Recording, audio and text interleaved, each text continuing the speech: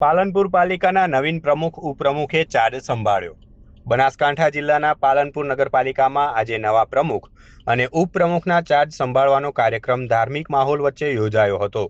પ્રમુખ તરીકે સુનિતાબેન પટેલ અને ઉપપ્રમુખ તરીકે દશરથસિંહ સોલંકીએ વિધિવત રીતે પૂજા અર્ચના કરી પોતાના હોદ્દાનો કાર્યભાર સંભાળ્યો હતો.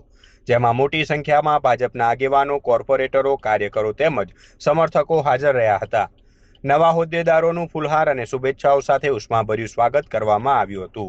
નવા પ્રમુખ સુમિતાબેન પટેલે જણાવ્યું હતું કે પાલનપુર શહેરના વિકાસના કામોને વધુ ગતિ આપવામાં આવશે તેમજ પાણી, રસ્તા, સફાઈ અને સ્ટ્રીટ લાઇટ જેવી પ્રાથમિક સુવિધાઓને વધુ મજબૂત બનાવવા પ્રાથમિકતા અપાશે. સાથે જ શહેરના લોકોના પ્રશ્નો ઝડપી ઉકેલ લાવવા માટે સતત કામગીરી કરવામાં આવશે તેવી ખાતરી પણ આપવામાં આવી હતી. પાલનપુરના સર્વાંગી વિકાસ માટે મારી પહેલી પ્રાથમિકતા રહેશે અને પાલનપુરના વિકાસ માટે હું સારું એવું કામ કરીશ. આપણે જે પ્રાથમિક જનતાને પ્રાથમિક જરૂરિયાતો છે એ બધી પૂરી કરીશ.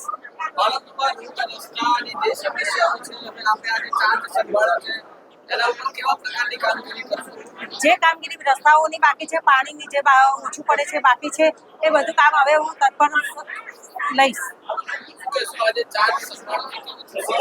બહુ સારું લાગે છે કે આજે પ્રમુખની ખુરશી પર બેસવાનો મને મોકો મળ્યો છે.